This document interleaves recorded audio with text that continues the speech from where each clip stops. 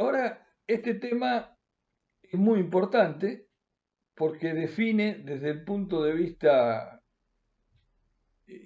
conceptual las características de la turbulencia. Y lo primero que hay que definir, o hay que recordar más que definir, que la turbulencia no es una propiedad física de los fluidos. La turbulencia es una propiedad intrínseca del escurrimiento. Por lo tanto, no tenemos que tomarla como la viscosidad, la masa específica o la compresibilidad. La turbulencia es una propiedad intrínseca del escurrimiento. Y los 5 caracteres fundamentales los podemos enunciar y tratar de explicar. El primero es carácter aleatorio. ¿Cuándo un fenómeno es aleatorio? Bueno, un fenómeno es aleatorio si no se puede predecir la función que lo representa a partir de eventos pasados. Eso significa que está regido por las leyes del azar. Si yo tiro un dado y sale el número 4, no voy a saber qué es lo que va a venir más adelante. No puedo adivinarlo, mejor dicho, tendré que adivinarlo, porque no hay ninguna ley que me permita saber qué número va a aparecer. Las variables U, V, W y P, o sea, las 3 componentes de la velocidad y la presión, presentan fluctuaciones aleatorias. O sea, que no se pueden saber qué va a pasar un instante después. Y ellas tienden a la independencia estadística, o sea, a no depender para nada una de otra cuando el tiempo o la distancia son suficientemente grandes y tienden a infinito. Pero el carácter aleatorio es que están regidas por las leyes del azar. La segunda característica es que la turbulencia tiene carácter rotacional. En el caso de un flujo turbulento, el vector rotación es distinto de cero y habrá tensiones de corte. Las tensiones de corte son inexorables. Y eso excluye a flujos irrotacionales con fluctuaciones aleatorias. Ese es el caso de las ondas acústicas y las ondas marinas. Son fenómenos aleatorios, las ondas acústicas, las ondas marinas, pero no trasladan masa, de manera que no tienen tensiones de corte y por lo tanto no pueden ser rotacionales. La tercera característica de la turbulencia es la más difícil de explicar y es su carácter no lineal. Uno debería decir no lineal, ¿qué significa esto? Y la explicación no es muy lógica, porque uno dice es no lineal debido a las aceleraciones locales y convectivas que se generan en un flujo turbulento.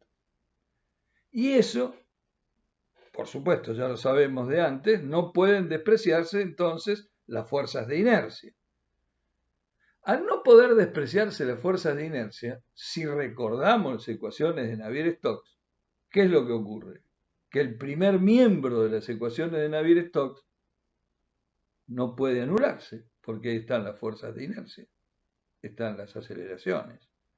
Y entonces las ecuaciones de Navier-Stokes no pueden reducirse a ecuaciones lineales, esas que pudieron en la clase correspondiente hacer una integración.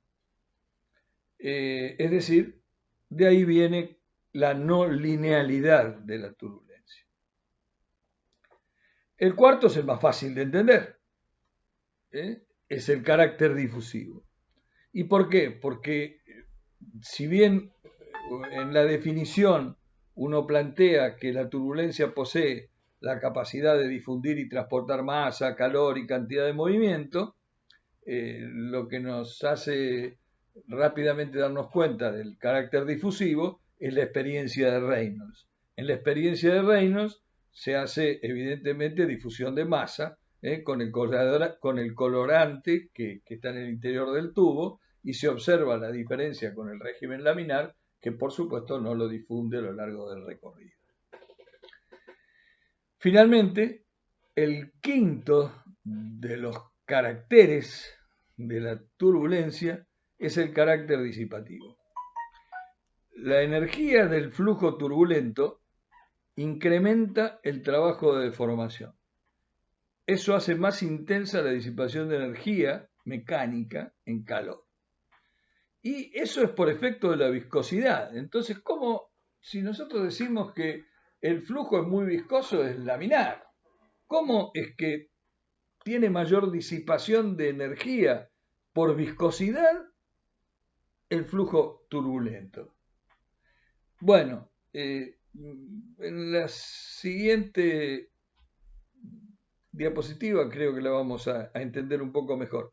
Pero lo que ocurre es que es muy intensa la disipación de energía mecánica en calor por efecto de la viscosidad cuando los torbellinos son muy pequeños.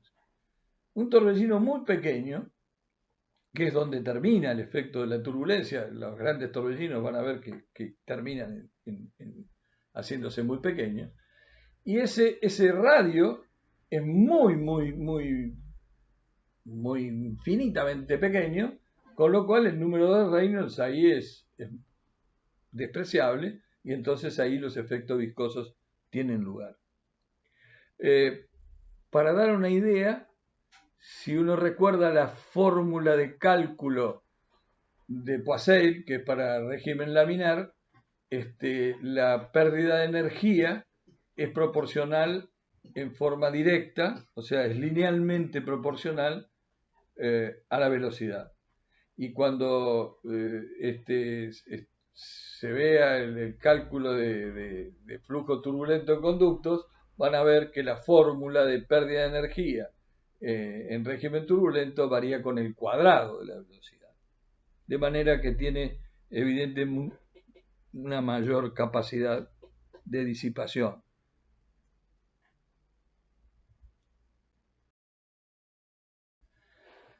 ¿Por qué hablábamos de los remolinos muy chiquitos?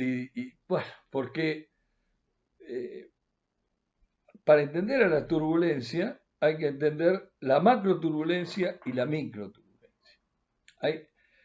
Los grandes remolinos son los que toman la energía del flujo medio, porque tienen la misma escala, o sea, la altura del agua está en escala con los torbellinos más grandes, entonces hay una interfase de un mecanismo en el cual interactúa el flujo medio con los torbellinos de mayor tamaño.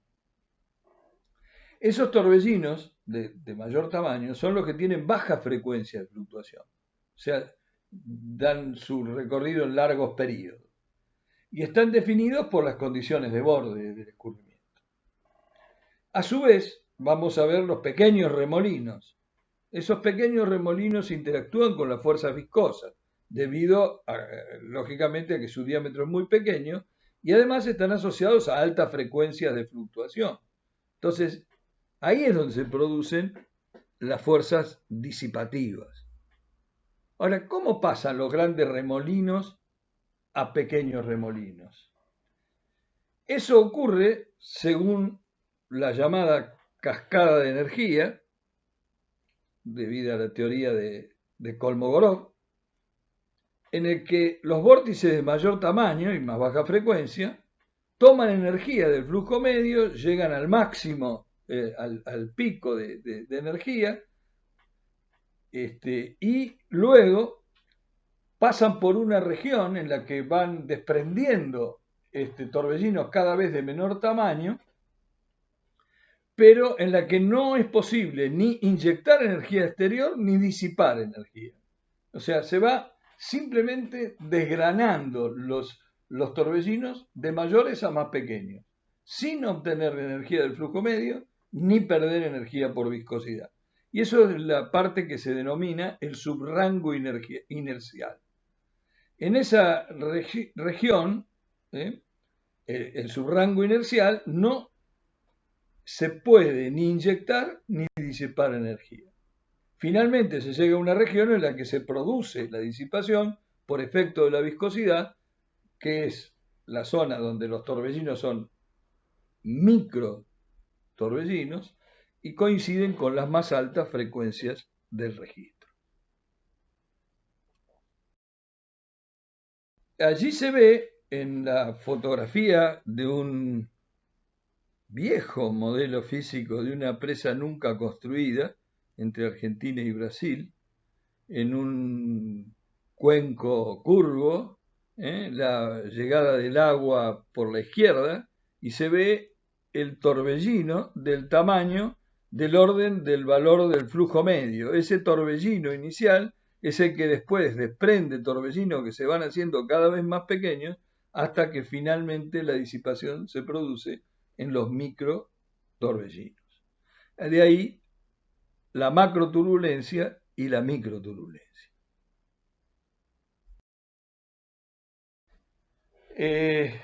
Si uno toma una escala doble logarítmica, la teoría de Kolmogorov lo que indica es algo como lo que está acá, en forma muy esquemática. La inyección se produce para bajas frecuencias, ¿eh? Se produce una zona de la cascada en la que curiosamente da una línea recta porque está en doble logarítmica y tiene el pendiente menos 5 tercios. Y luego una caída de disipación de energía final debido a la microturbulencia. Pero en realidad, si uno toma mediciones, esa es la parte en la cual los resultados son poco confiables. Pero esta es la teoría de Kolmogorov, que fue una de las teorías más discutidas y más vilipendiadas a lo largo del tiempo para la hidráulica del siglo XX. Sin embargo, a pesar de todas las discusiones, tomando un valor doble logaritmo de un caso real medido para un caso del un cuenco de amortiguador de una presa que estaría por construirse en Panamá, ustedes van a ver que la línea punteada corresponde a la teoría de Kolmogorov, o sea, la línea de a la menos 5 tercios, y pasa perfectamente bien por un valor que es real y no un valor de cálculo como o un dibujo, ¿no? Sino que se mantiene dentro de esa zona la existencia del subrango inercial. O sea que la teoría de Kolmogorov en la realidad se cumple. Bueno, hablando de los disipadores de energía, ustedes van a ver en Hidráulica 2 algunos de los fenómenos que tienen que ver con la macroturbulencia. Ellos están vinculados a losas, anclajes de los cuencos, de los pisos de los cuencos amortiguadores, los muros, los pilares separadores, los dientes, bloques de disipación forzada, los escalones, escalón final de los cuencos, y los fenómenos que se pueden producir por la macroturbulencia serían procesos de fatiga de materiales, que la fatiga se produce cuando hay valores alternativos que hacen variar la tensión del material, la tensión resistente del material.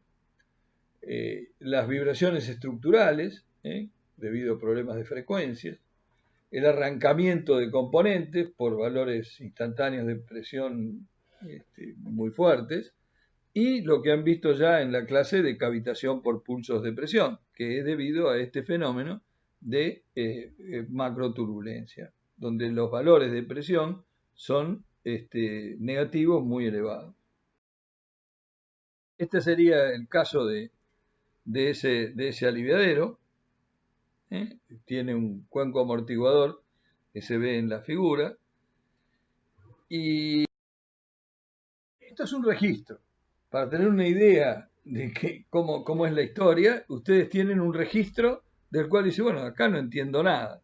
Si uno hace el estudio estadístico correspondiente, la ley de probabilidad, acá en lugar de ser una tipo Gauss, lo que se ha hecho es poner el porciento de probabilidad de ocurrencia en función del valor de la fluctuación de presión, P', gamma, acá abajo, y se alcanza a ver de que, bueno, no es exactamente una curva gaussiana, sino que tiene una cierta asimetría que está marcada ahí con ese valor que está al costado. Pero se hace el estudio estadístico que ustedes han visto en el inicio de la clase.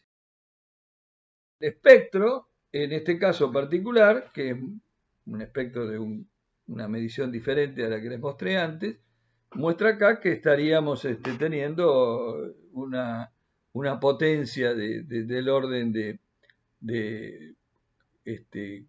por arriba de 0,05 metro cuadrado por hertz, casi 0,06, y que el valor máximo está en el orden de aproximadamente 4 hertz.